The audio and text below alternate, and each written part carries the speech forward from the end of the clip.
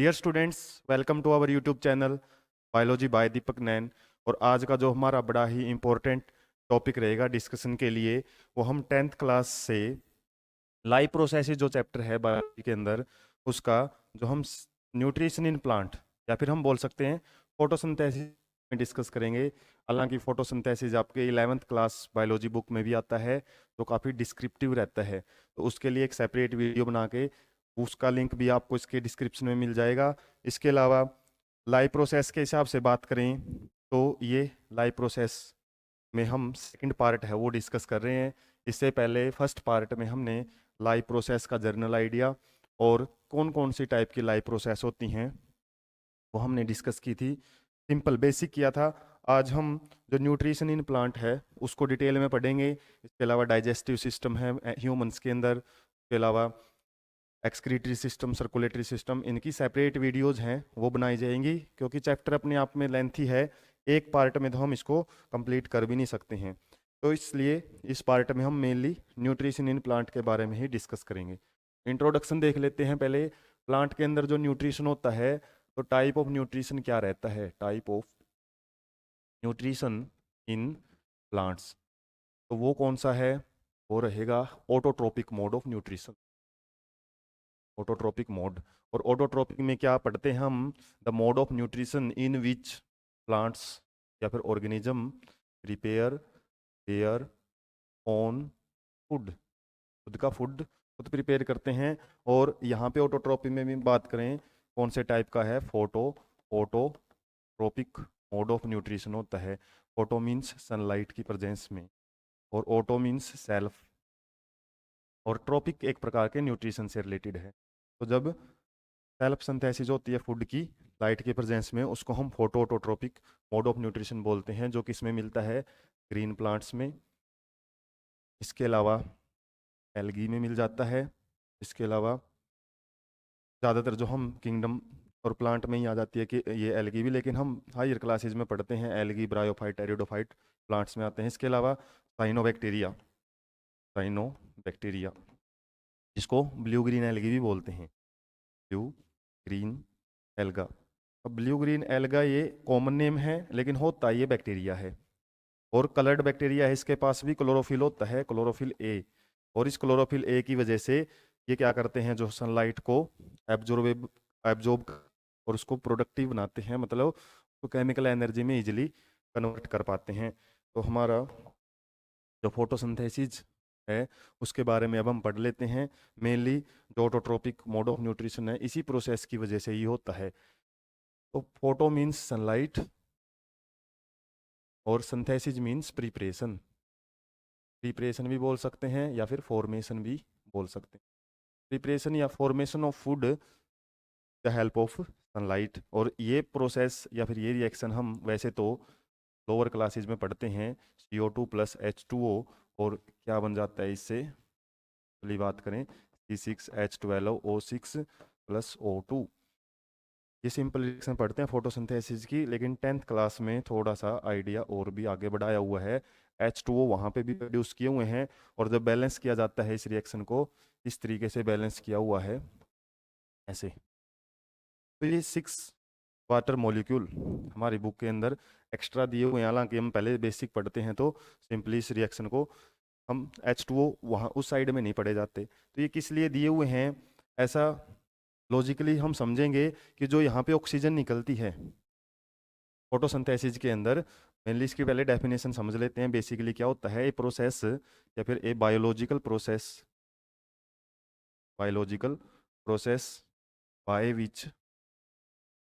By which green plants prepare या फिर form या फिर सिंथेसिस ग्लूकोज या फिर फूड या कार्बोहाइड्रेट, कुछ भी आ सकता है, glucose from inorganic substances. Inorganic substance means CO2 और CO2 और H2O in presence of sunlight, in presence of sunlight and chlorophyll. हालांकि डेफिनेशन तो इसे काम चल जाता है, लेकिन जब इसको इक्वेशन में लिखते हैं हम समझने वाली बात क्या हो जाती है, हमने ये देखना है कि किसका यहाँ पे ऑक्सीडेशन होता है और किसका रिडक्शन होता है। तो ये कुछ स्टेप्स आपको यहाँ पे समझने, एक प्रकार के रेडॉक्स रिएक्शन ही होती है ये। और इसके अंदर क्या यूज करते हैं हम, सनलाइट एंड क्लोरोफिल तरीके से इसको रिप्रेजेंट किया जाता है। मेनली बात क्या है, ये 6H2O की क्या जरूरत पड़ेगी, इसके बगैर भी तो हम रिएक्शन लिखते ही थे। अब जो ये ऑक्सीजन है ये निकलती है वाटर के मॉलिक्यूल से। वाटर का मॉलिक्यूल क्या करता है, स्प्लिट होता है फोटोसिंथेसिस के अंदर, स्प्लिटिंग ऑफ वाटर मॉलिक्यूल। और वाटर का मॉलिक्यूल जब टूटता है तो इसमें से ऑक्सीजन अलग हो जाती है और हाइड्रोजन इसमें से अलग हो जाते हैं। और ये हाइड्रोजन क्या करेंगे, CO2 के अंदर ऐड हो जाते हैं। हम बोल सकते हैं एडिशन ऑफ हाइड्रोजन। हाइड्रोजन इसमें जैसे ही ऐड हो गए हैं तो हमारा एक फॉर्मूला बन जाता है ग्लूकोज का। और एडिशन ऑफ हाइड्रोजन को क्या बोलते हैं, सिंपली रिडक्शन बोलते हैं। और जबकि H2O है वो O2 के अंदर कन्वर्ट होता है, तो ये क्या होता है यहाँ पे, ऑक्सीडेशन। वाटर का हो जाता है ऑक्सीडेशन, ऑक्सीजन में कन्वर्ट हो जाता है। मतलब जो ऑक्सीजन है वो किससे निकलती है, वाटर के मॉलिक्यूल से। और एक वाटर के मॉलिक्यूल में हम बात करें तो एक O2 का मॉलिक्यूल पूरा नहीं होता, बल्कि आधा मॉलिक्यूल ही बाहर निकलता है। अब इस बेस पे यदि हमको सिंपल रिएक्शन लिखते तो पहले क्या यूज करते थे, बैलेंस करते टाइम 6 यूज करते थे। यदि आपको थोड़ा आइडिया दें, पहले वाली रिएक्शन जब हम लिखते थे CO2H2O, ये तो, या फिर आप अभी भी लिखते हो सकते हो इसको, लेकिन ये आपकी 10th बेस पे करेक्ट नहीं मानी जाती है जो रिएक्शन तरीके से लिखते हैं हम। जैसे यहाँ पे 6 लगा देते हैं, इसको 6 लगा देते हैं और यहाँ पे। अब ये लॉजिकली ठीक नहीं मानी जाती है, क्यों, क्योंकि H2O ये एक मॉलिक्यूल से आधी ऑक्सीजन बाहर निकलती है, ऑक्सीजन का आधा मॉलिक्यूल बाहर निकलता है। तो यहाँ पे 6 वाटर मॉलिक्यूल से 6 ऑक्सीजन कैसे निकल गई हैं, तो ये इसलिए इनकरेक्ट मानी जाती है, इनकरेक्ट। अब 6 यदि हमको ऑक्सीजन के मॉलिक्यूल दिखाने हैं तो उसके लिए वाटर के मॉलिक्यूल कितने यूज करने पड़ेंगे, 12 यूज करने पड़ेंगे। अब इसी 6 को दिखाने के लिए, क्योंकि बैलेंस करते टाइम तो 6 आएगा ही मिनिमम ऑक्सीजन के केस में, उस केस में हम क्या करेंगे फिर, उस केस में हमको वाटर के जो मॉलिक्यूल्स हैं वो 6 से कितने यूज करने पड़ेंगे, 12। अब 12 यहाँ पे यूज हो गए तो बाकी तो सारी रिएक्शन हमारी ऑलरेडी बैलेंस थी, हम ज़्यादा छेड़खानी नहीं कर सकते थे। तो वाटर के मॉलिक्यूल जो 6 थे वो एक्स्ट्रा दिखा दिए जाते हैं इस ऑक्सीजन मॉलिक्यूल को लॉजिकली समझने के लिए। और इसका लॉजिक क्या है, सिंपली एक वाटर मॉलिक्यूल से हमारा आधी ऑक्सीजन ही बाहर निकलती है, क्योंकि एक ही ऑक्सीजन का एटम है। और नॉर्मल ऑक्सीजन ऑक्सीजन मिलके O2 का मॉलिक्यूल बनाती है, तो वो कंप्लीट ऑक्सीजन मॉलिक्यूल मानते हैं हम। तो ये फोटोसिंथेसिस के अंदर ये जो आपको रिएक्शन में एक्स्ट्रा 6H2O है उसका मैंने थोड़ा यहाँ पे आपको लॉजिकली समझाया है। इसके अलावा जब आप हायर क्लासेज में पढ़ते हो या फिर इसके अलावा एक और जो वीडियो हम बनाएंगे उसमें और इसका कॉन्सेप्ट अच्छे से समझ लोगे।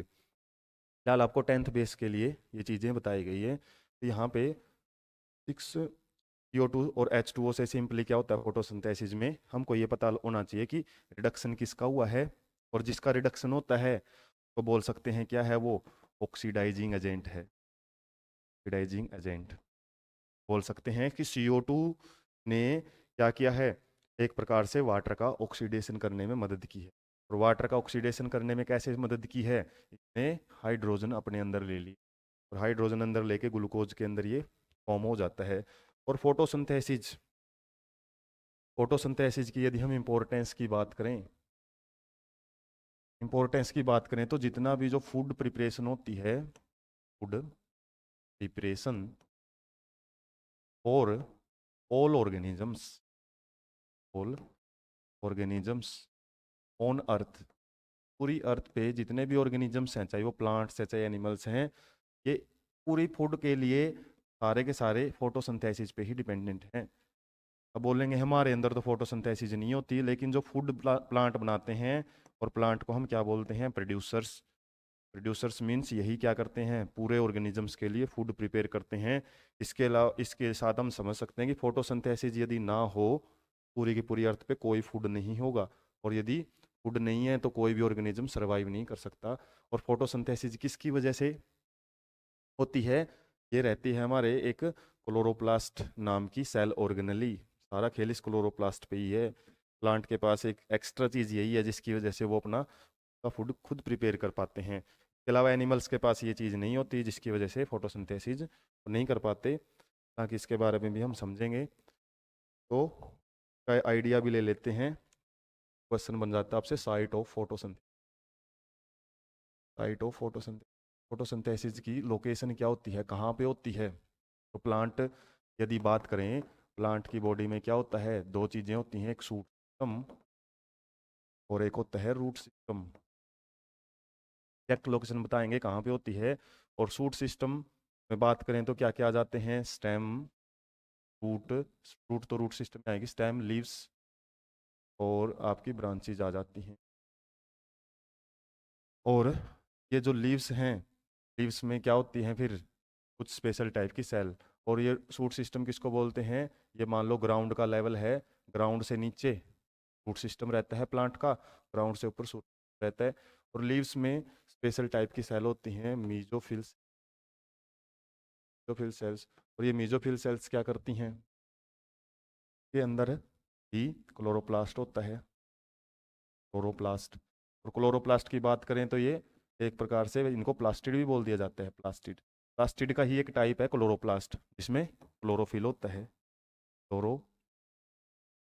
और ये क्लोरोफिल ही एक ऐसा पिगमेंट है, क्लोरोप्लास्ट के अंदर भी यदि हम लोकेशन की बात करें तो क्या होती हैं, कुछ ग्रेनम या ग्रेना स्ट्रक्चर होती हैं।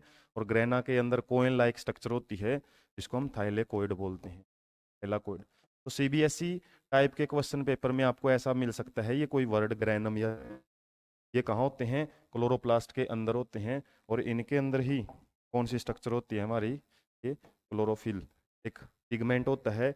और इसका काम होता है सनलाइट को एब्जॉर्ब करना। तो हम यदि जूम करते हुए चलें, जैसे हम गूगल मैप पे हमारी लोकेशन को जूम करते हैं, तो इस तरीके से आपको पूरे प्लांट के अंदर ये लोकेशन है थाइलेकोइड।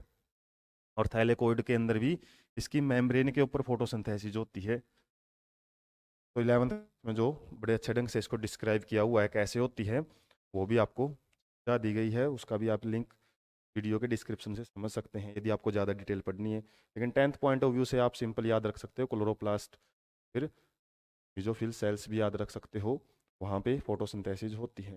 तो फोटोसिंथेसिस के लिए मेनली क्या क्या इवेंट होते हैं, किन किन स्टेप्स में फोटोसिंथेसिस होती है, वो देख लेते हैं। हमारी 10th क्लास एनसीईआरटी में 3 इवेंट दिए हुए हैं। इसमें सबसे पहला इवेंट होता है एब्जॉर्प्शन ऑफ लाइट। लाइट का होता है एब्जॉर्प्शन, इसके द्वारा बाय क्लोरोफिल, ग्रीन कलर का पिगमेंट है, उसके द्वारा सनलाइट को पहले एब्जॉर्ब किया जाता है। इस एब्जॉर्प्शन से जो एनर्जी इसने ली है, उस एनर्जी से क्या किया जाता है, splitting of water molecule. Water का जो मॉलिक्यूल है उसको स्प्लिट, स्प्लिट का मतलब ब्रेक डाउन। H2O है जैसे बताया था, वो किस में टूट जाएगा, हाइड्रोजन इसमें से अलग हो जाता है, ऑक्सीजन अलग हो जाता है। उसके बाद जो हाइड्रोजन है ये क्या करता है, reduction, reduction of CO2 into glucose. Glucose में का क्या हो जाता है, रिडक्शन हो जाता है। ऑक्सीजन का एटम है, ये दूसरे ऑक्सीजन के साथ मिलके O2 की फॉर्म में रिलीज होता है। इसलिए फोटोसिंथेसिस की जब हम इम्पोर्टेंस की बात कर रहे हैं, तो वहाँ पे ऑक्सीजन को भी प्रोड्यूस करता है, प्रोड्यूस ऑक्सीजन। और ऑक्सीजन क्या है, base of survival, base of survival. जितने भी एनिमल्स हैं सारे ऑक्सीजन पे डिपेंडेंट हैं, और हमारे एनवायरनमेंट में ऑक्सीजन आने का रीजन ही फोटोसिंथेसिस प्रोसेस है। इसकी वजह से ही सारे काम हो पाते हैं। फोटो ऑक्सीजन की वजह से ही कंबस्टन होता है, कंबस्टन से हम एनर्जी प्रोड्यूस करते हैं। ऑक्सीजन के बगैर तो वैसे भी सर्वाइवल कि हम क्या नहीं कर सकते, इमेजिनेशन नहीं कर सकते। तो इसलिए फोटोसिंथेसिस फूड और ऑक्सीजन के लिए बहुत ज़्यादा बेनिफिशियल प्रोसेस होता है। इसके अलावा हम आगे बढ़ते हैं, तो ये 3 इवेंट हैं। अब 3 इवेंट को जब हम हायर क्लासेस में पढ़ते हैं तो 2 मेन इवेंट में इनको डिवाइड किया हुआ है। पहले जो इवेंट है एब्जॉर्प्शन ऑफ सनलाइट, ये तो लाइट की प्रेजेंस में ही होएगी, तो इसलिए इसको लाइट रिएक्शन भी बोलते हैं, लाइट रिएक्शन। और जबकि ये वाला जो इवेंट है ये विदाउट लाइट भी हो सकता है, तो इसको हम डार्क रिएक्शन भी बोलते हैं। डार्क का मतलब ये नहीं कि ये अंधेरे में होती हैं, ये रिएक्शन आपकी कुछ प्रोडक्ट पे डिपेंड करती हैं जो लाइट रिएक्शन में बन जाते हैं। और वो प्रोडक्ट कौन से हैं, होते हैं NADPH एंड ATP। ये 2 प्रोडक्ट ऐसे हैं जो हमारे फोटोसिंथेसिस की प्रोसेस में पहले बन जाते हैं, और इनका यूज करके फिर क्या किया जाता है, ग्लूकोज की सिंथेसिस की जाती है, या फिर हम बोल सकते हैं शुगर फॉर्मेशन।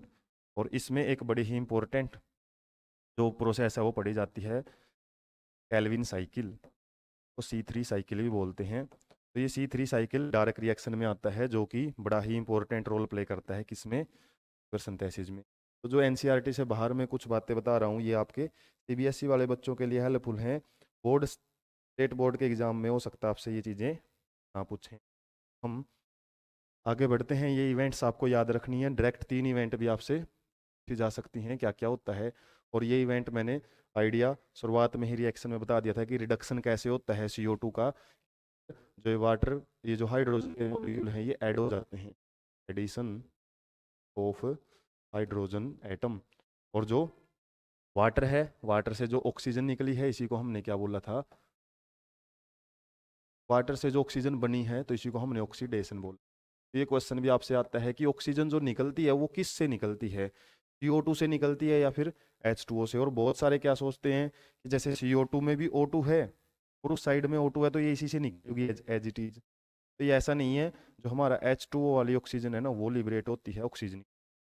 एक एक नंबर का क्वेश्चन बहुत बार मिलता है आपके बोर्ड एग्जाम के अंदर, खासकर स्टेट बोर्ड में पूछे जाते हैं। उसके बाद है साइट ऑफ फोटोसिंथेसिस, और ये हमने पढ़ा भी है। इससे रिलेटेड जो TS ऑफ लीफ हमारी एनसीईआरटी बुक में दिया हुआ है, जब हम लीफ को ट्रांसवर्सली कट करते हैं तो क्या है, उसकी एक परत बिल्कुल फाइन लेयर है वो दिखाई देती है। इसी को यदि हम जूम करके देखें, TS मतलब ट्रांसवर्स ऑफ लीफ। जैसे मान लो ये एक हथेली या फिर जो हाथ है ये आपका लीफ है, और लीफ को यदि हम इस तरीके से कट करते हैं लेंथ वाइज, तो वो लॉन्गिट्यूडिनल सेक्शन होता है। और यदि हम इसको लेंथ के परपेंडिकुलर तरीके से ये सामने से आप देखो कैसी स्ट्रक्चर दिखेगी, होती है TS ऑफ लीफ। और TS ऑफ लीफ को यदि हम ध्यान से देखेंगे तो एक लेयर तो ऊपर होती है, एक लेयर रहती है ये। और ऊपर वाली लेयर जो होती है ये एक प्रोटेक्टिव कवरिंग से, वैक्सी लेयर से ढकी हुई होती है, जो स्मूथ आपको ऊपर वाली परत है पत्ते की, भी लीफ स्मूथ होती है क्योंकि वो क्यूटिकल लेयर से ढकी हुई होती है, क्यूटिकल लेयर। ये क्यूटिकल लेयर यहाँ पे भी प्रेजेंट होती है लेकिन कम प्रेजेंट होती है, स्मूथ कम मिलेगी। और कुछ कुछ जगह पे आपको क्या मिलेगी, नीचे वाली लेयर है वो ब्रेक मिलती है कहीं कहीं पे, इस तरीके से तो ब्रेक कर देंगे हम। तो उसके बाद जो लेयर हमारी नेक्स्ट शुरू होती है वो एक सिंगल सेल या फिर मल्टी सेल से मिलके एक लेयर प्रेजेंट होती है, इस तरीके से क्या बोलते हैं, अपर एपिडर्मिस। पर एपिडर्मिस लीफ की जो ऊपरी परत होती है उसको अपर एपिडर्मिस बोलते हैं। ऐसे ही एक लेयर ऐसे ही प्रेजेंट यहाँ पे प्रेजेंट होती है, कहीं कहीं पे ब्रेकेज होता है, तो ब्रेकेज का भी मतलब हम समझें क्या है यहाँ पे। तो एक लेयर ऐसे ही यहाँ पे प्रेजेंट होती है, इसको हम बोलते हैं लोअर एपिडर्मिस और डर्मिस। और उसके बाद कुछ जगह पे जो ब्रेकेज हमने दिखाया है, तो यहाँ पे कुछ स्पेशल टाइप की सेल्स होती हैं, टाइप की सेल्स हैं वो यहाँ टाइप की यहाँ पे सेल्स मिलेंगी, और वो थोड़ा स्पेशल शेप बनाई हुई मिलती हैं, तो इनको बोलते हैं गार्ड सेल्स।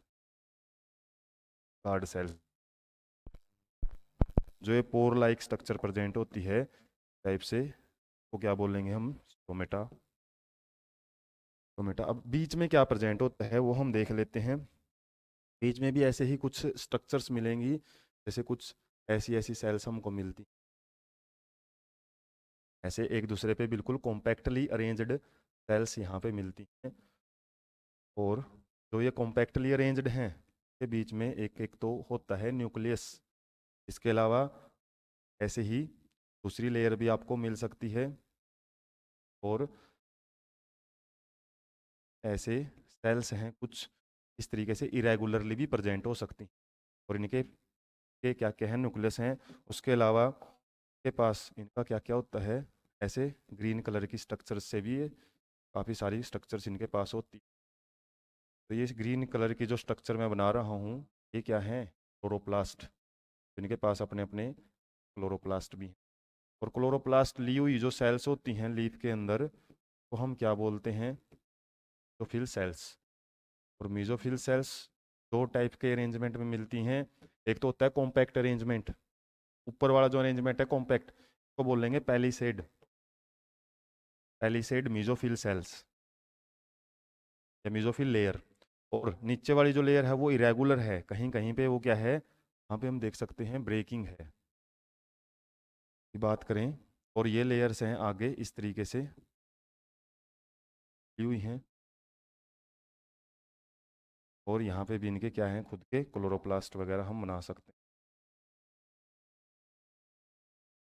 नीचे वाली लेयर है इतनी ज़्यादा क्या है, कॉम्पैक्ट नहीं है, बिल्कुल पास पास सेल नहीं है, तो इसको हम बोलते हैं स्पंजी मेसोफिल्स, स्पंजी मेसोफिल सेल्स। तो लीफ को जब हम सामने से देख तो कुछ इस टाइप का अरेंजमेंट मिलता है। ऊपर वाली लेयर है जो सबसे ऊपर लेयर एपिडर्मिस, अपर एपिडर्मिस, इसकी ऊपर एक कोट होता है वैक्सी कोट, मोम जैसी परत का स्मूथ जो दिखती है, जिसकी वजह से हमको अपर सरफेस, वो किसके लिए होती है ज़्यादातर, ताकि सनलाइट को ज़्यादा से ज़्यादा कैप्चर कर सके, ये सरफेस को स्मूथ रखा जाता है। नीचे वाली सरफेस को देखेंगे वो थोड़ी सी रफ सी होती है, खुरदरी सी होती है पत्ते की, वो किसकी वजह से, क्योंकि यहाँ पे स्टोमेटाज होते हैं काफ़ी सारे, तो लोअर साइड पे ज़्यादा स्टोमेटा मिलते हैं लीफ के, ये भी आपको ध्यान रखना है। अपर साइड किसके लिए होती है ज़्यादातर, फोटोसिंथेसिस के लिए। और यहाँ पे कुछ कैविटीज बनी हुई होती हैं, खाली जगहें, और ये स्टोमेटा के आसपास वाली जगह पे मिलती हैं, जिसकी वजह से इनको स्पंजी, मतलब स्पंज क्या होता है, इसमें एयर कैविटी भरी हुई हो। और इसको भी हम क्या बोलते हैं, फिर जैसे मैंने नाम बताया है, को बोला जाता है एयर कैविटी, एयर कैविटी। तो आपको टीएस ऑफ लीफ से रिलेटेड याद रखना है कि जो भी पत्ता है, पत्ते के अंदर की जो सेल्स हैं, मेसोफिल सेल्स के अंदर जो ग्रीन कलर की स्ट्रक्चर्स हैं, यही क्या थे, क्लोरोप्लास्ट थे। अभी यदि हम बताएं नाम आपको, क्लोरोप्लास्ट यहाँ पे बता देते हैं, क्लोरोप्लास्ट, क्लोरोप्लास्ट, क्लोरोप्लास्ट की लोकेशन आपको बता दिया, ये सेल के हर जगह ही आपको मिल सकते हैं तरीके से। न्यूक्लियस के अलावा और भी ऑर्गेनेलीज हैं, लेकिन क्लोरोप्लास्ट का नंबर इन सेल्स में ज़्यादा रखा जाता है। इस तरीके से ये टीएस ऑफ लीफ है। उसके बाद हम आगे बढ़ते हैं, फोटोसिंथेसिस से रिलेटेड एक्टिविटी दी हुई है। हालांकि ये एक्टिविटी हम समझते हैं कि एक्सपेरिमेंट के लिए ही होगी, लेकिन ये एक्टिविटी आपकी एग्जाम में भी पूछ ली जाती है। जैसे सबसे पहली एक्टिविटी है, जो पुरानी बुक आप पढ़ते हो 6.1 है, लेकिन नई बुक में ये चैप्टर यदि 5 है तो 5.1 एक्टिविटी है, जिसमें आपको बोला हुआ है कि पूछ भी सकता है कि ऐसी एक्टिविटी शो करें जिससे आप क्लोरोफिल की प्रेजेंस कितनी ज़्यादा ज़रूरी होती है फोटोसिंथेसिस में, तो आपको पता लग सके। तो इसमें आपको क्या करना होता है, एक पोटेड प्लांट, पोटेड प्लांट लेना है, और वो पोटेड प्लांट कैसा होना चाहिए, उसके ऊपर जो लीव्स हैं वो वेरीगेटेड लीव्स होनी। वेरीगेटेड मीन्स पत्ते के ऊपर धब्बे बनने चाहिए, कुछ कुछ जगह पे ग्रीन कलर के पैचेज, कुछ जगह पे ग्रीन कलर की लीफ है, ग्रीन कलर है लीफ के ऊपर, जैसे डायग्राम भी हमारी बुक के अंदर ऐसे लंबी सी लीफ दी हुई है, और कुछ जगह पे ये डार्क कलर के पैचेज दिए हुए हैं। तो पैचेज में यदि कलर हो लीफ के ऊपर, उसको बोलते हैं वेरीगेटेड लीफ। और इस वेरीगेटेड लीफ हमने करना क्या है, इस एक्सपेरिमेंट को करने के लिए पहले तो ये पोटेड प्लांट है वो लेना है, उसको हमने क्या करना है, 3 डेज तक, 3 डेज तक क्या करना है, डार्क रूम में रख देना है। एक्टिविटी में दी हुई ये बातें, डार्क रूम में यदि हम इस पोटेड प्लांट को रखें 3 डेज तक, क्या होएगा, ये जितनी भी इसने पहले फोटोसिंथेसिस के फूड प्रिपेयर किया हुआ था वो सारा यूज कर लेगा ये। अब क्या करेंगे हम, इसको नॉर्मली इस प्लांट को डार्क रूम के बाद 6 आवर्स तक, आवर्स तक क्या करेंगे, लाइट में रखेंगे, सनलाइट के अंदर। अब क्या करेगा, ये फोटोसिंथेसिस है वो करनी शुरू करेगा। के बाद क्या होएगा, इसका 6 आवर्स के बाद एक लीफ तोड़ेंगे हम, वेरीगेटेड लीफ। अब इस लीफ के ऊपर करेंगे हम एक्सपेरिमेंट। और एक्सपेरिमेंट कैसे करेंगे, सबसे पहले तो इस लीफ को बॉइलिंग वाटर में, बॉइलिंग वाटर में बॉईल किया जाएगा, ताकि इसकी जो मेम्ब्रेन वगैरह है, सेल वॉल वगैरह है, वो थोड़ी डैमेज हो। उसके बाद इसको लेके आया जाता है किसके अंदर, बॉइलिंग एल्कोहल के अंदर, बॉइलिंग एल्कोहल। और एल्कोहल को हम डायरेक्टली बॉईल नहीं कर सकते, क्योंकि ये फ्लेमेबल होता है, आग पकड़ लेता है। यदि ऐसे ही बर्नर पे रख दिया तो ये जल सकता है लीफ भी, और एक्सपेरिमेंट हमारा नुकसान दे सकता है। इसलिए वाटर, इसको बॉईल करने का तरीका क्या होता है, इसको वाटर बाथ में रखा जाता है, हॉट वाटर बाथ में। एक कटोरी होती है, कटोरी जैसी ही उसके अंदर ही हम क्या करते हैं, या फिर सिंपल भी एक बड़े बीकर में वाटर को गर्म करेंगे और छोटे बीकर में फिर अल्कोहल को के अंदर छोड़ दिया जाता है, आराम आराम से गर्म होता रहता है। उसके अंदर क्या करेंगे, फिर इस लीफ को बॉइलिंग वाटर में उबालने के बाद अल्कोहल में रख देंगे। अल्कोहल क्या करेगा, डी कलरेशन कोज कर देगा। डी कलरेशन मीन्स जो लीफ है उसका जो ग्रीनिश कलर है या फिर जो कलर है जितना भी, खासकर क्लोरोफिल, वो डिजोल्व कर लेता है। तो कलर तो किस में आ जाता है, अल्कोहल में, और हमारा लीफ हो जाता है लगभग ट्रांसपेरेंट, या फिर उसका ग्रीन कलर है ना वो खत्म हो जाता है। उसके बाद फिर क्या करेंगे, हम आयोडीन सॉल्यूशन इसके ऊपर डालेंगे। आयोडीन सॉल्यूशन, इसी को क्या बोलते हैं, starch test. Starch test use करेंगे। और ये स्टार्च टेस्ट से क्या देखने को मिलेगा, फिर हमको जो ये लीफ हमने लिया था ना, पहले लीफ लिया था, ये लीफ शेप तो इसकी लगभग वही रहेगी, लेकिन जहाँ जहाँ पे इसके पास क्या था, जहाँ जहाँ पे ग्रीन कलर के पैचेस थे, वहाँ वहाँ पे हमको डार्क ब्लू या फिर ब्लैक कलर के पैचेज हैं वो मिलेंगे, जैसे यहाँ पे है। इसके अलावा जो भी जहाँ जहाँ पे जैसे ग्रीन कलर यहाँ था, तो इस तरीके से जहाँ पे पैचेज थे वहाँ पे हमको वो पैचेज कन्वर्ट हुए मिलेंगे किसके अंदर, ब्लू, डार्क ब्लू कलर के अंदर। अब ये क्या शो करते हैं, ये दो लीफ के डायग्राम हमारी बुक के अंदर दिए भी हुए हैं। तो मतलब ये है कि जिस जगह पे ग्रीन कलर था, मतलब वहां पे क्या था, क्लोरोफिल था, क्लोरोफिल था। और वहीं पे क्या हुई है। और फोटोसिंथेसिस का पता कैसे चला हमको कि फोटोसिंथेसिस हुई है या नहीं, उसके लिए जैसे हमने ये स्टार्च टेस्ट किया। स्टार्च क्या होता है, एक प्रकार का शुगर, और शुगर ये स्टार्च बनता है किससे, है ग्लूकोज से। ग्लूकोज क्या है बना, और ग्लूकोज से स्टार्च बना, उसी को हमने इसके अंदर एक्टिविटी में रखा। और वो कैसे पता लगा, आयोडीन सॉल्यूशन की जैसे ही हमने ड्रॉप डाली, कहाँ पे, पूरे लीफ के ऊपर, जहाँ जहाँ पे ये स्टार्च बना है वहाँ वहाँ पे कलर चेंज हुआ है। तो स्टार्च कहाँ बना है, जहाँ पे हमारे ग्रीन कलर के पैचेस थे, मतलब जहाँ पे क्लोरोफिल थी वहीं पे ही फोटोसिंथेसिस हुई है। इसके अलावा बाकी जगह पे यदि वहाँ पे वाइटिश कलर है या फिर अदर कलर है लीफ का, वहाँ पे फोटोसिंथेसिस शो नहीं की हुई। इससे पता लगता है कि क्लोरोफिल वाली जगह पे ही क्या हुई है, फोटोसिंथेसिस। और क्लोरोफिल यदि नहीं है, नो क्लोरोफिल, इस जगह पे मान लो क्लोरोफिल नहीं है जगहों पे, no chlorophyll means no photosynthesis. तो ये शो होता है इस एक्सपेरिमेंट से।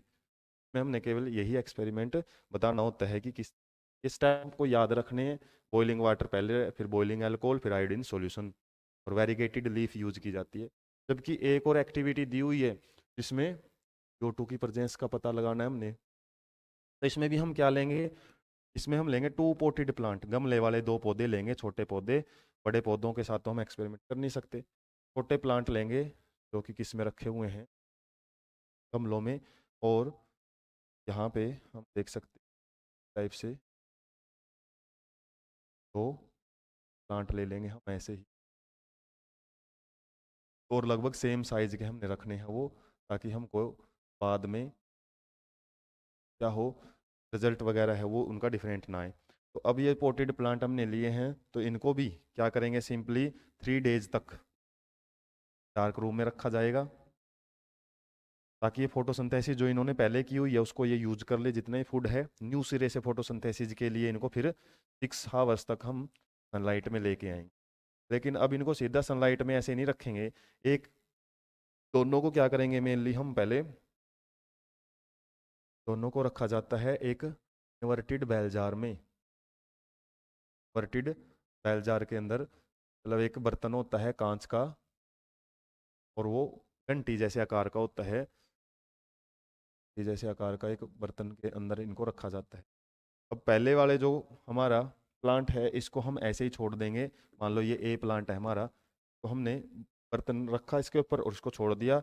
लेकिन दूसरे वाले को के ऊपर जब बर्तन रखा तो उसके अंदर हम क्या लेंगे, एक बैटरी डिश के अंदर या फिर जो चाइना डिश है या फिर किसी बाउल के अंदर हम क्या करेंगे, KOH में डूबा हुआ कॉटन लेंगे, कॉटन डिप्ड KOH, या फिर सिंपल सॉल्यूशन भी यूज कर सकते हैं। KOH का सॉल्यूशन मतलब पोटेशियम हाइड्रोक्साइड,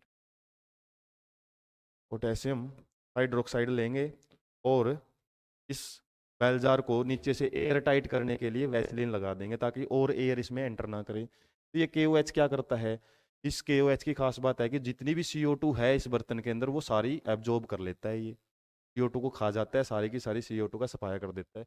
अब यहाँ पे तो इसके पास अपनी CO2 है। उसके बाद क्या करेंगे, 6 आवर्स तक इनको रखा रहने देंगे सनलाइट में। उसके बाद फिर एक्सपेरिमेंट के लिए एक लीफ तो हम इसकी लेंगे, सिंपली एक लीफ हमने इसकी ली है और एक लीफ हमने उस प्लांट की। अब क्या करेंगे, अब इसके ऊपर वही एक्सपेरिमेंट रन करेंगे। पहले इनको बॉइलिंग वाटर में, फिर बॉइलिंग अल्कोहल में, और उसके बाद फिर जो टार्च टेस्ट जब किया जाएगा, टार्च टेस्ट आयोडीन सॉल्यूशन जब हम यूज करेंगे, उस केस में देखा जाएगा कि जो कलर है वो किसका ब्लू आता है, डार्क ब्लू या ब्लैक कलर। तो हम देखेंगे कि इस लीफ का जो कलर है वो डार्क ब्लू या फिर ब्लैक कलर हो जाता है, और इसका कलर है वो लगभग ग्रेड सा रहता है। चलो कलरेशन नहीं आती है स्टार्च की, स्टार्च की प्रेजेंस ही नहीं दिखाता ये। आयोडीन सॉल्यूशन जब डालेंगे तो नो स्टार्च एसिड यहाँ पे दिखेगी। तो फिर स्टार्च टेस्ट है ना जो, वो नेगेटिव होएगा इस केस, नेगेटिव स्टार्च टेस्ट। तो हमें ये पॉजिटिव स्टार्च टेस्ट मिले, जो शो करता है कि यहाँ पे फूड बना है। फूड किससे बना है, फोटोसिंथेसिस से। और फोटोसिंथेसिस के लिए यहाँ पे क्लोरोफिल दोनों के पास थी, कोई प्रॉब्लम नहीं है, दोनों ग्रीन कलर के थे। लेकिन हमने एक चीज की सप्लाई यहाँ पे रोक दी, वो किसकी थी, वो इसके अंदर CO2 की सप्लाई को हमने रोक दिया। इसकी वजह से जो बी प्लांट था हमारा, उसके अंदर ये जो स्टार्च टेस्ट है वो नेगेटिव आया। तो ये एक्टिविटी आपको याद रखनी है, एक के बाद एक किस तरीके से होती है। तो 3 मार्क्स में पूछा जाता है आपसे ऐसे ऐसे बोर्ड एग्जाम में। और कई बार हम इनको एक्टिविटी सोच के, बहुत सारी ऐसी एक्टिविटी हैं जिसको हम वैसे छोड़ देते हैं कि चलो ये तो प्रैक्टिकल के लिए दी, फिर वैसे इनसे क्वेश्चन नहीं बनते। ये क्वेश्चन बन सकते हैं। आइडिया आपको याद रखना है स्टार्च टेस्ट का, आयोडीन सॉल्यूशन का कलर होता है वैसे ब्राउन, नॉर्मली लैब के अंदर देखते हैं आयोडीन सॉल्यूशन, और जब वो कलर चेंज कर लेता है तो वो स्टार्च की प्रेजेंस बता देता है। ब्राउन से कैसा कलर दिखाता है, वो डार्क ब्लू या फिर ब्लैक कलर में कन्वर्ट हो, ये आपको ध्यान रखना है। उसके बाद नेक्स्ट देख लेते हैं टोमेटा, जो कि फोटोसिंथेसिस में इम्पोर्टेंट रोल प्ले करते हैं। किसमें, गैसियस एक्सचेंज। गैसियस एक्सचेंज बात भी की थी हमने TS ऑफ लीफ की जब बात कर रहे थे हम। तो स्टोमेटा क्या होते हैं, ऐसे किडनी शेप्ड कुछ गार्ड सेल्स, फिर मेनली 2 गार्ड सेल से क्या होते हैं, सराउंडेड होते हैं। और इन गार्ड सेल के पास भी कौन सी स्ट्रक्चर होती हैं, तरीके से क्या रहते हैं इनके पास, क्लोरोप्लास्ट होते हैं। और बीच में जो ये पोर होता है, इसी को हम स्टोमेटा बोलते हैं। ये होती हैं गार्ड सेल्स, गार्ड सेल्स। और गार्ड सेल्स भी कुछ स्पेशल टाइप की लेयर से ढकी हुई होती हैं, टाइप की स्पेशल। गार्ड सेल के पास वाली जो सेल्स है ना, वो स्पेशल शेप बना लेती हैं, और उन स्पेशल शेप वाली सेल्स को हम बोलते हैं सबसाइडरी सेल्स।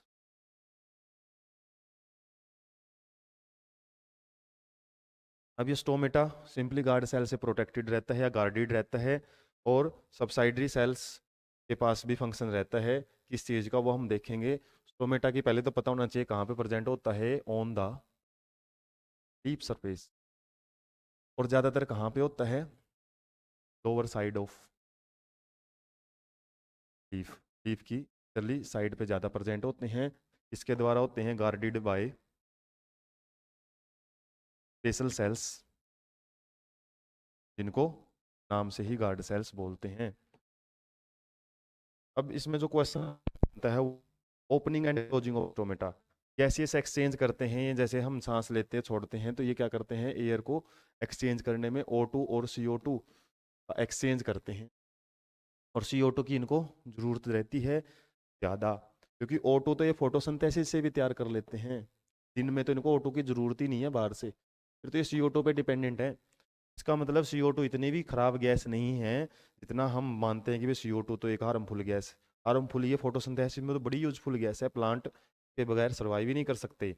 और प्लांट इस गैस के लिए एनिमल्स पे डिपेंडेंट है, कि एनिमल्स को हटा दिया जाए फिर भी प्लांट सर्वाइव कर नहीं पाएंगे, क्योंकि CO2 की अमाउंट वैसे ही बहुत कम है, 0.03, बहुत कम अमाउंट है। और ये अमाउंट भी जैसी है, हालांकि अभी बढ़ भी रही है, ये तो हमने पोल्यूशन वगैरह ज़्यादा फैला दिया तो की वजह से ये प्रॉब्लम क्रिएट करती है। ग्लोबल वार्मिंग है, उस टाइप की जो फिनोमिना है CO2 के बढ़ने से देखने को मिलती है। लेकिन फोटोसिंथेसिस में बहुत इंपॉर्टेंट गैस होती है, तो दिन में तो प्लांट इसी को यूज करता है टोमेटा से, और O2 इसके अंदर बनती है, इसलिए इसको देने की जरूरत नहीं होती दिन में। रात में तो ब्रीदिंग होती है, सिंपली रेस्पिरेशन करता है प्लांट, उसके लिए तो उसको O2 की जरूरत रहती है। तो ये जितना भी गैस एक्सचेंज है ये तभी होएगा जब स्टोमेटा ओपन रहेंगे। और स्टोमेटा को ओपन रखने के लिए वाटर का बहुत ज़्यादा रोल होता है। वाटर जैसे ही गार्ड सेल्स में एंट्री करता है सब्साइडरी सेल से जब वाटर एंटर करता है एंडोस्मोसिस के द्वारा, क्या होएगा, ये गार्ड सेल स्वेलअप हो जाती हैं। तो बताते हैं आपको opening of stomata. Opening of stomata में क्या होता है, स्टोमेटा को ओपन करने के लिए गार्ड सेल्स को किसकी ज़रूरत होती है, वाटर की। Water enters into guard cells from subsidiary cells by endoosmosis.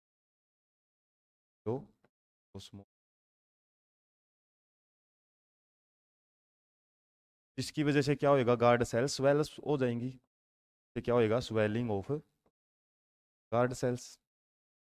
और जैसे ही गार्ड सेल्स स्वेल होती हैं तो इनकी शेप तरीके से है कि ये किस शेप में स्वेल होती है, एक पोर क्रिएट हो जाता है।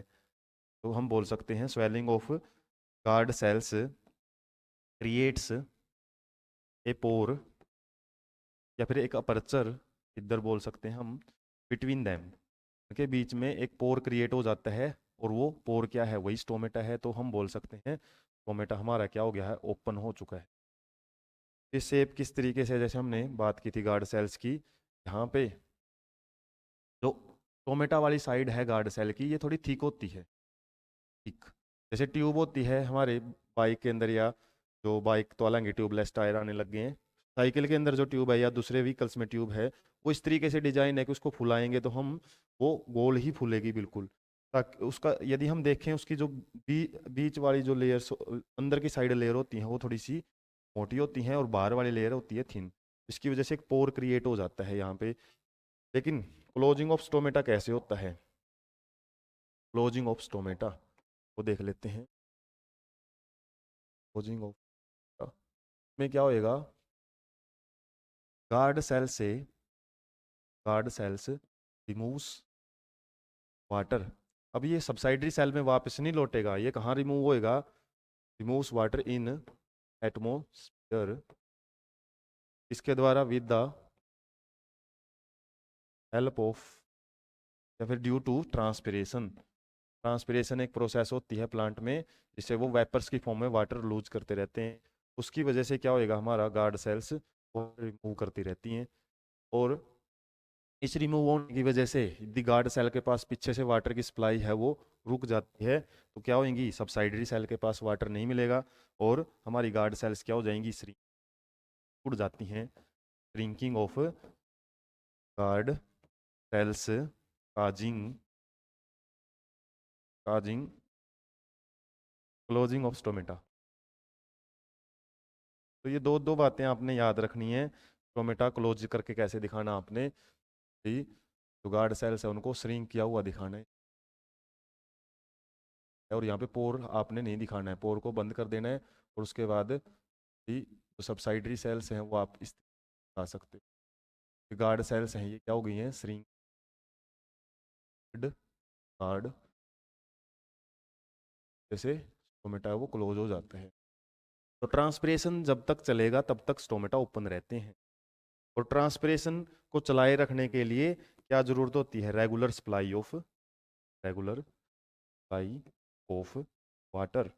वाटर की लगातार सप्लाई की जरूरत होती है, रूट्स लगातार वाटर एब्जॉर्ब करती रहती हैं प्लांट के लिए, ताकि उसको स्टोमेटा को ओपन रखा जा सके। क्योंकि स्टोमेटा यदि बंद हो गए तो एक्सचेंज ही रुक जाएगा गैसेज का। कि जैसे फॉर एग्जांपल हमारे जो है एक्सचेंज है, जैसे नोस्ट्रिल से हम करते हैं, माउथ से करते हैं, यदि इनको बंद कर लिया जाए तो घुटन की वजह से डेथ हो सकती है। ऐसे ही प्लांट तो चलो दिन के अंदर उनको CO2 की ज़रूरत होती है, हमको तो ऑक्सीजन की बहुत ज़्यादा ज़रूरत है, 1 मिनट तक हम सांस नहीं रोक सकते, तो इसको रेगुलर सप्लाई की ज़रूरत होती है वाटर की।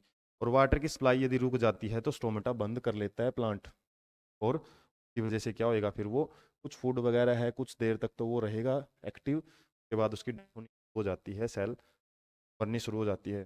तो जितना वाटर एब्जॉर्ब करता है, यदि 100% में से हम बात करें, 1% वाटर, एक से भी कम परसेंट वाटर है ना जो वो फोटोसिंथेसिस में है प्लांट, पढ़ा था ना हमने CO2 प्लस H2O। तो वो H2O केवल जितना वाटर एब्जॉर्ब करता है उसका तो 1% कम है, लेकिन जो 99% जो वाटर है उसको तो वो ऐसे उड़ा देता है। उड़ाए उड़ाए रखना पड़ता भी है इस प्रोसेस से, ट्रांसपिरेशन से, ताकि गैसियस एक्सचेंज होता रहे, फोटोसिंथेसिस और रेस्पिरेशन भी की जा सके। तो अब हम समझ लेते हैं factors affecting the photosynthesis. Photosynthesis के लिए हालांकि अपनी, लेकिन हो सकता है आपसे पूछा जाए इसलिए बताया जा रहा है। तो फैक्टर्स में दो टाइप के फैक्टर आ जाते हैं, एक तो आते हैं external factor, external factor plant के जो बाहर से होते हैं, और एक होते हैं इंटरनल फैक्टर जो प्लांट की बॉडी के अंदर ही हैं, इंटरनल।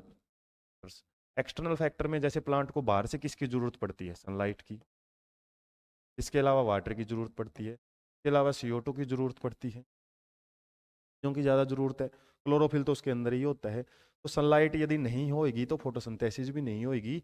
लाइट यदि ज़्यादा है, सनलाइट बहुत ज़्यादा तेज पड़ रही है, तो उस केस में भी फोटोसिंथेसिस रुक जाती है, फोटोसिंथेसिस स्टॉप हो सकती है यदि लाइट ज़्यादा है। तो एक मॉडरेट या फिर बिल्कुल एक लोअर लेवल, जैसे जो प्लांट्स हैं वो गर्मियों में तो सुबह के टाइम, मॉर्निंग टाइम में और इवनिंग टाइम में ही ज़्यादा फोटोसिंथेसिस करते हैं। दिन में तो, दोपहर में तो बहुत ज़्यादा सनलाइट होती है, तो उनको अपने क्लोरोफिल को बचाना होना मुश्किल हो जाता है। अपने क्लोरोप्लास्ट को वो क्या कर लेते हैं, पैरेलली अरेंज कर लेते हैं, पैरेलली अरेंज, ताकि उनको ज़्यादा लाइट गिरेगी तो वो जल सकते हैं। हम तो छाँव में चले जाते हैं, प्लांट तो कहीं जा भी नहीं सकते, तो प्लांट क्या करेंगे, अपने क्लोरोप्लास्ट को बचाना शुरू कर देते हैं ताकि फोटो ऑक्सीडेशन ना हो उसके, फोटो ऑक्सीडेशन, लाइट की प्रेजेंस में तो क्लोरोफिल पिगमेंट है ना वो डैमेज होना शुरू हो जाता है, तो उससे बचाना पड़ता है। तो सनलाइट ज़्यादा नहीं, कम सनलाइट की जरूरत होती है फोटोसिंथेसिस के लिए, और उससे ज़्यादा होएगी तो वो फोटोसिंथेसिस स्टॉप कर सकती है। H2O, जाहिर सी बात हमने पढ़ लिया, लेस देन 1% ही क्यों ना हो, लेकिन फोटोसिंथेसिस में बड़ा रोल है इसका। इसके अलावा CO2, CO2 को एक लिमिटिंग फैक्टर भी मानते हैं हम, लिमिटिंग फैक्टर, लिमिटिंग का मतलब इसको यदि रोक दिया जाए, लिमिट लगा दी जाए इसके ऊपर, पूरी फोटोसिंथेसिस भी बंद हो जाएगी, क्योंकि इसकी अमाउंट ही बहुत कम है, 0.03% CO2 है। इसलिए इसकी अमाउंट को तो हम जितना बढ़ाएंगे फोटोसिंथेसिस बढ़ती रहेगी, लेकिन ज़्यादा ही कर देंगे तो उससे भी प्रॉब्लम हो सकती है। लेकिन ज़्यादातर फैक्टर में के केस में स्ट्रेट ग्राफ ही काम करता है, वाटर के और इसके के अलावा सनलाइट ज़्यादा होएगी तो टेम्परेचर बढ़ा तब प्रॉब्लम आ सकती है, टेम्परेचर बढ़ने से हमारी फोटोसिंथेसिस स्टॉप हो सकती है। नॉर्मल टेम्परेचर में तो सनलाइट बिल्कुल कम है, फोटोसिंथेसिस कम है, थोड़ी थोड़ी बढ़ेगी तो फोटोसिंथेसिस भी बढ़ेगी। उसके बाद है इंटरनल फैक्टर में आ जाता है, जैसे क्लोरोफिल,